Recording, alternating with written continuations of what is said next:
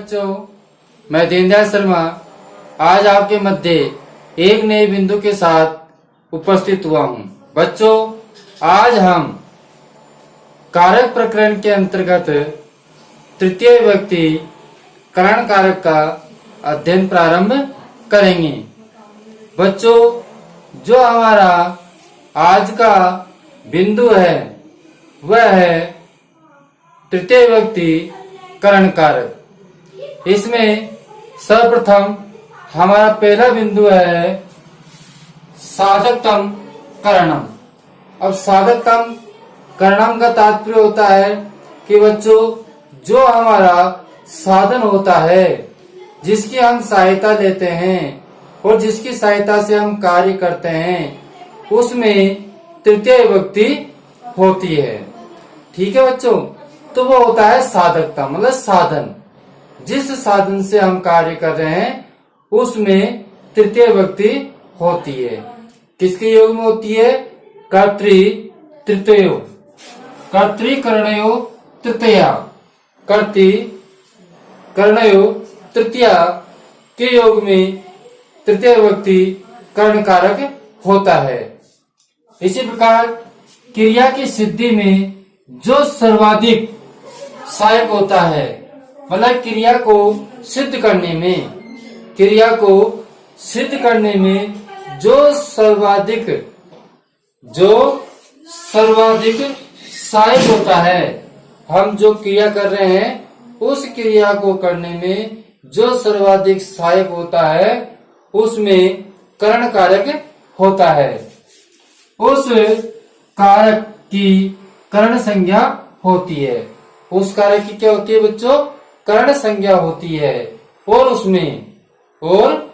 उसमें तृतीय विभक्ति प्रयुक्त होती है। कौन सी विभक्ति प्रयुक्त होती है? तृतीय विभक्ति प्रयुक्त होती है।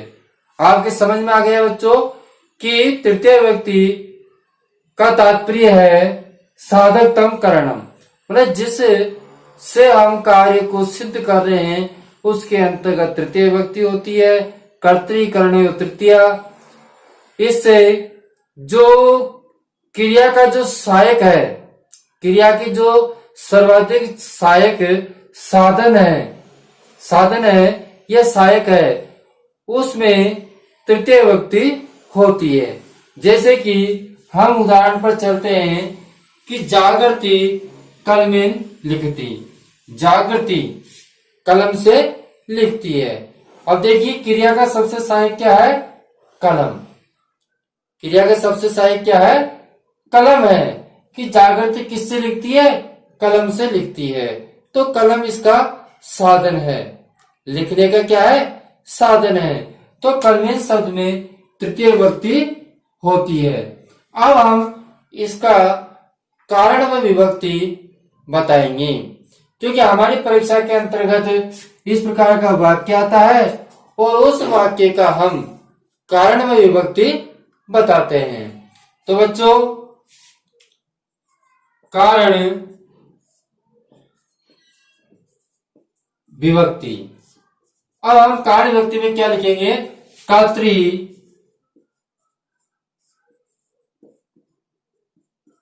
करणो करणयो कर्तृ करणयो तृतीया के योग में किसमें? कलमेन शब्द में, कलमेन शब्द में किसमें बच्चों? कलमेन शब्द में तृतीय विभक्ति, तृतीय विभक्ति करण कारक होता है।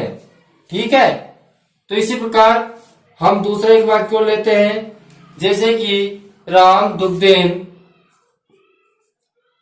राम दुग्धेन रोटिकाम, राम दुग्धेन रोटिकाम खादती। तो राम दूध से रोटी खाता है। तो बच्चों अब सहायक क्या है? दूध है। भाई रोटी खाने की जो सहायक वस्तु क्या हो रही है? दूध है। तो दूध में तृतीय विभक्ति है, तो हम इसका कारण विभक्ति लिखेंगे कि कर्तृकर्णयो तृतीया के योग में दुग्धम दुग्धेन शब्द में तृतीय विभक्ति करण कारक होता है। इसी प्रकार इसी पहले का दूसरा उदाहरण देखिए कि कर्मवाच्य तथा भाववाच्य के अनुरुक्त कर्ता में भी तृतीय विभक्ति होती है। कहने का तात्पर्य है कि कर्मवाच्य तथा भाववाच्य में भी कौन सी विभक्ति होती है बच्चों? तृतीय विभक्ति होती है। तो हमको समझना होगा कि क्रमवाच्य कैसा है, भाववाच्य कैसा है ना? ठीक है, तो हम लिखते हैं कर्मवाच्य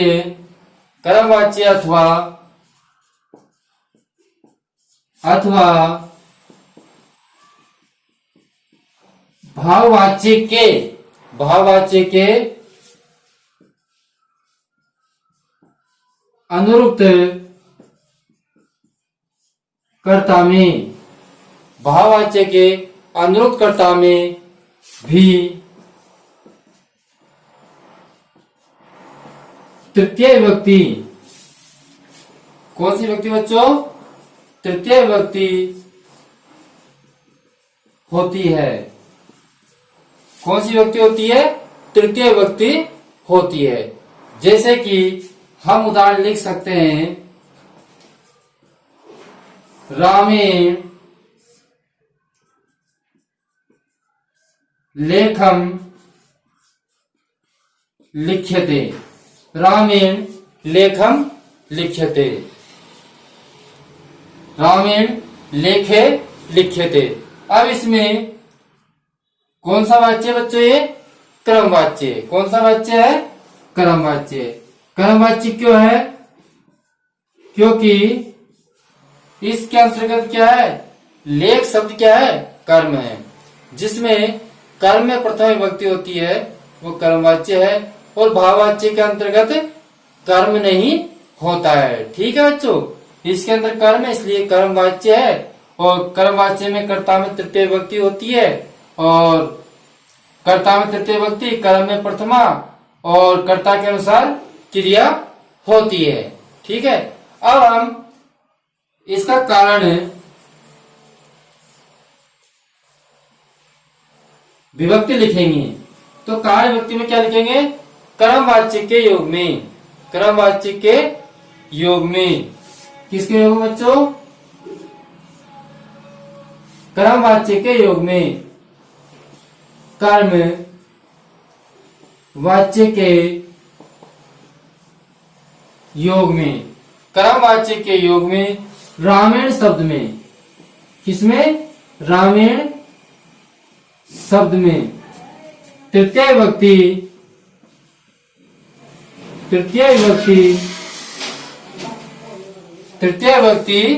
कर्ण कारक है। क्या बच्चों? तृतीय विभक्ति कर्ण कारक है। तृतीय विभक्ति कर्ण कारक होता है। क्या होता है? तृतीय विभक्ति कर्ण कारक होता है। ठीक है, तो इस प्रकार हम समझ सकते हैं कि जो कर्मवाच्य शब्द आता है उसमें भी तृतीय विभक्ति होती है। कौन सी विभक्ति होती है बच्चों? तृतीय विभक्ति होती है।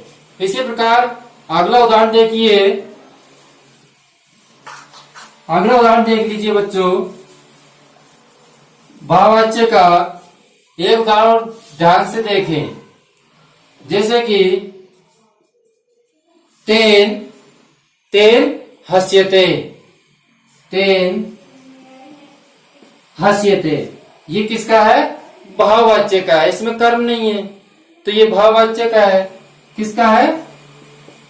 भाववाच्य का। तो हम इसका कारण विभक्ति लिख सकते हैं। क्या लिखेंगे बच्चों कारण विभक्ति में? कारण विभक्ति हम लिखेंगे भाववाच्य के योग में। किसमें? भाववाच्य के योग में तेन शब्द में। किसमें? तेन शब्द में तृतीय विभक्ति, तृतीय विभक्ति करण कारक होता है। करण कारक होता है। ठीक है बच्चों, तो हम इस प्रकार लिख सकते हैं, जैसे कि मया जलम पियते, मया जलम पियते, मेरे द्वारा जल पिया जाता है। तो यहाँ पर जो मया है तृतीय विभक्ति है, क्रमवाच्य है। तो बच्चों हम लिख सकते हैं कि क्रमवाच्य के योग में मया शब्द में तृतीय विभक्ति करण कारक होता है। तो हम इस प्रकार कारण व विभक्ति लिखकर समझा सकते हैं। अब हम अगले बिंदु की ओर चलते हैं। बच्चों अगला हमारा बिंदु है संयुक्त अप्रधान। संयुक्त अप्रधान कहने का तात्पर्य है कि सह, साकम, समम, सार्धम जो 7 शब्दों के योग में तृतीय विभक्ति होती है। हम कह सकते हैं कि जैसे कि जो 7 शब्द हैं जिनका अर्थ 7 है उनमें तृतीय विभक्ति होती है। इसका जो सूत्र है वह है संयुक्त अप्रधान। तो इसके अंतर्गत हमारे कुछ शब्द आते हैं जैसे कि सह, साकम, समम, सार्धम, ये 7 है। इस शब्दों के योग में तृतीय विभक्ति होती है। बच्चों अगर सह, साकम, सार्धम, समम शब्द आते हैं तो वहां तृतीय विभक्ति होगी, जैसे कि हम उदाहरण के माध्यम से समझते हैं। ठीक है बच्चों, तैयार हो? ठीक, तो हमारा पहला उदाहरण है जनके पुत्रेण सह, जनके पुत्रेण सह गच्छति।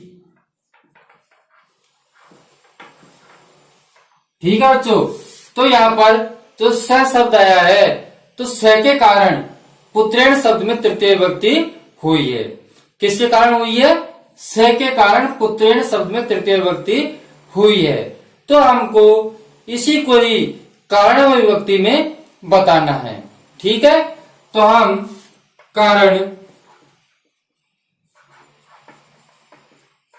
विभक्ति लिखते हैं। बच्चों ये संयुक्त प्रधान ये बहुत ही महत्वपूर्ण है और परीक्षा के अंतर्गत इसमें से एक उदाहरण निश्चित आता है। अब जो हम सह, साकम, सार्धम के बाद में बताने वाले हैं तीसरा बिंदु, वो भी अति महत्वपूर्ण है। ठीक है बच्चों, तो इसका हम कारण विभक्ति लिखेंगे सह के योग में, सह के योग में पुत्रेण शब्द में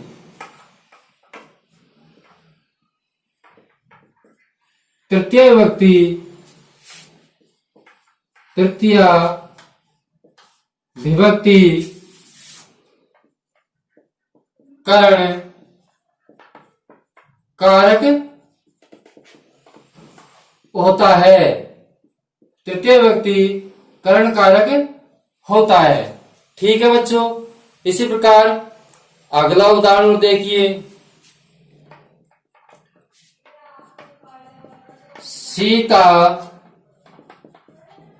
गीताया, सीता गीताया साकम पढ़ती, साकम पढ़ती। तो बच्चों ये ध्यान से सुनिए कि हम यहाँ स के योग में भी लिख सकते हैं, यहाँ पर साकम के योग में लिख सकते हैं, और अगर सूत्र के माध्यम से लिखना चाहे तो हम सूत्र के माध्यम से भी लिख सकते हैं। दोनों प्रकार से हम कारण विभक्ति बता सकते हैं। जैसे कि मैं आपको अब दूसरी प्रकार से बता देता हूं, कारण विभक्ति। ठीक है, एक तो हम लिख सकते हैं साकम के योग में गीतया शब्द में तृतीय विभक्ति करण कारक है, या फिर हम लिख सकते हैं संयुक्ते अप्रधाने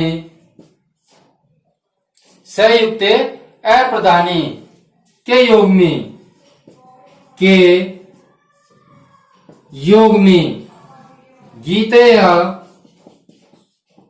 गीतया शब्द में तृतीय विभक्ति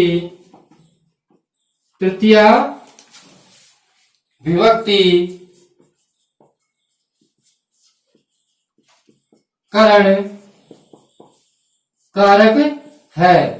तृतीय विभक्ति करण कारक है किसमें? गीतया शब्द में। इसी प्रकार अगला वाक्य देखिए, जैसे कि तय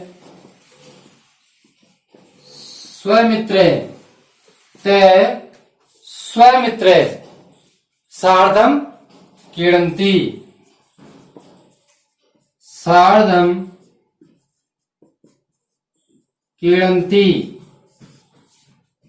वह अपने मित्रों के साथ में खेलता है। बच्चों, अब इसका कारण विभक्ति में आपको अलग तरीके से लिखाने वाला हूं, जिससे कि आपको ध्यान में आ जाए कि हम किसी प्रकार से कारण विभक्ति लिख सकते हैं। जैसे कि हम इसी कारण विभक्ति को अगर संस्कृत में लिखना चाहते हैं, संस्कृत में लिखेंगे तो हमारे और भी श्रेष्ठ अंक आ सकते हैं।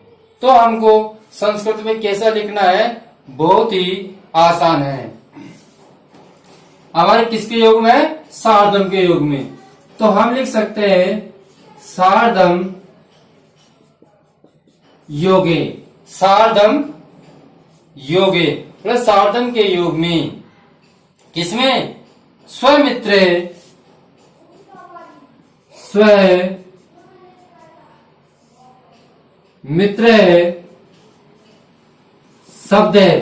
स्वमित्र शब्द तृतीया विभक्ति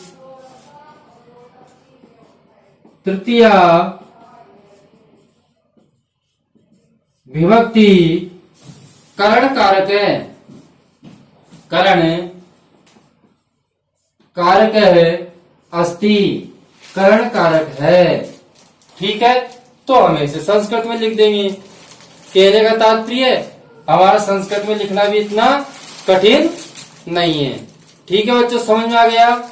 या तो हम जो हमारे जिसके योग में आ रही है उसको लिखेंगे, या फिर हम जो सूत्र है उससे भी कारण विभक्ति को बता सकते हैं, और हम संस्कृत के माध्यम से भी इस प्रकार कारण विभक्ति लिख सकते हैं।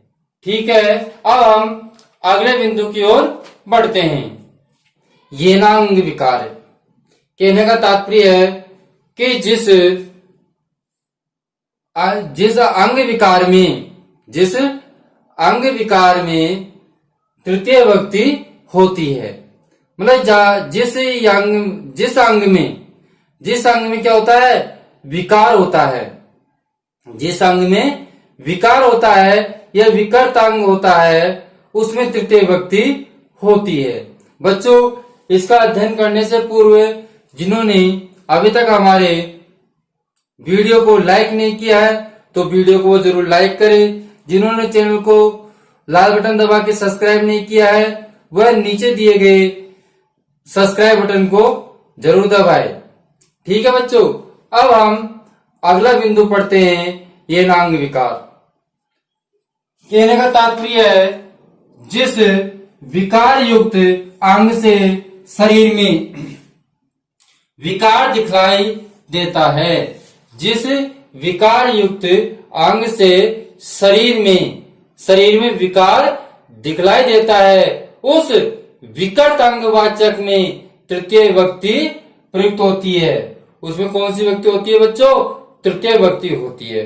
जैसे कि हमारे शरीर के अंग विकार हो सकते हैं कि वो आंखों से काना हो सकता है, कान से बेरा हो सकता है, पैर से लंगड़ा हो सकता है, सिर से गंजा हो सकता है, तो ये सब मुख से बधिर हो सकता है। तो ये सब शरीर के अंग हैं। और जिस अंग में विकार होता है, जिस अंग में क्या होता है? विकार होता है, उस अंग में तृतीय विभक्ति होती है। जैसे कि हम उदाहरण के माध्यम से समझते हैं। हमारा पहला उदाहरण है स नेत्रेण काण अस्ति, वह नेत्र से काणा है। वह क्या है? नेत्र से काणा है। तो जो नेत्र शब्द है, क्योंकि शरीर का अंग है, ये अंग में विकार, कौन से अंग में विकार है? नेत्र में विकार है, तो इसमें तृतीय विभक्ति होगी। अब जब हम इसमें तृतीय विभक्ति होगी तो इसका हम कारण विभक्ति क्या लिखेंगे? कारण विभक्ति। ठीक है, तो हम कारण विभक्ति लिखेंगे अंग विकार। अंग विकार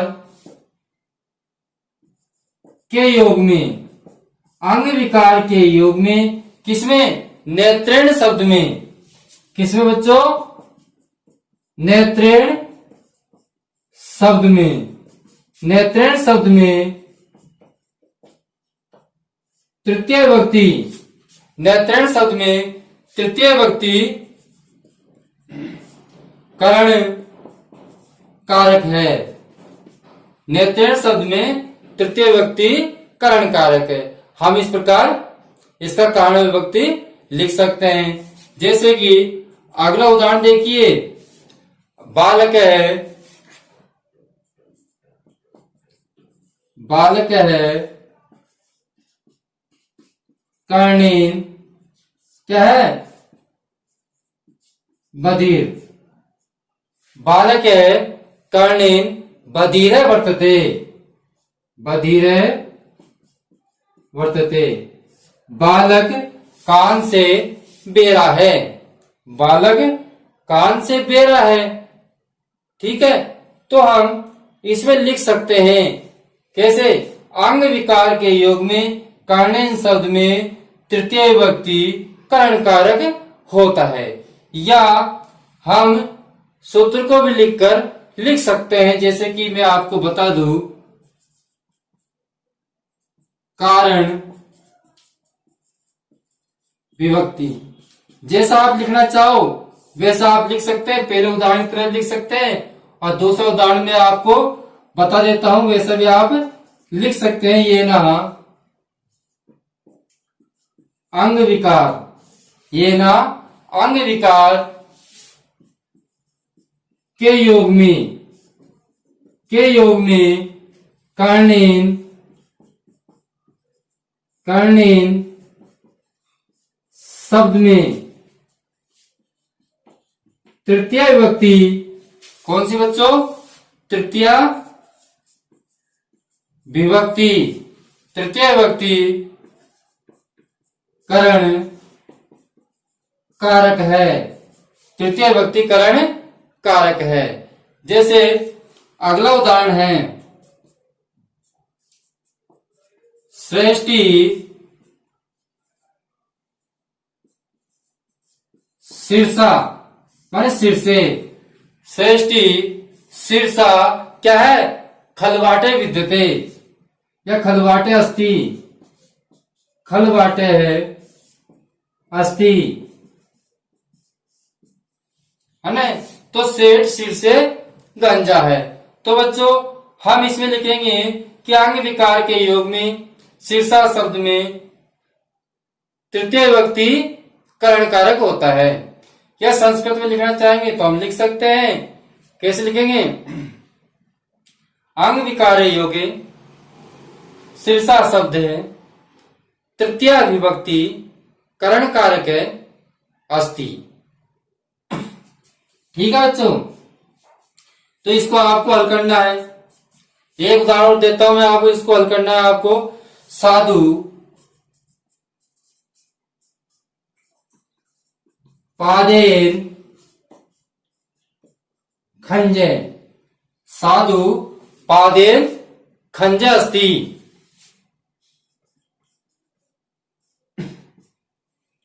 साधु पादेन खंजे अस्ति, साधु पेड़ से क्या है, लंगड़ा है। क्या है बच्चों, साधु पेड़ से लंगड़ा है।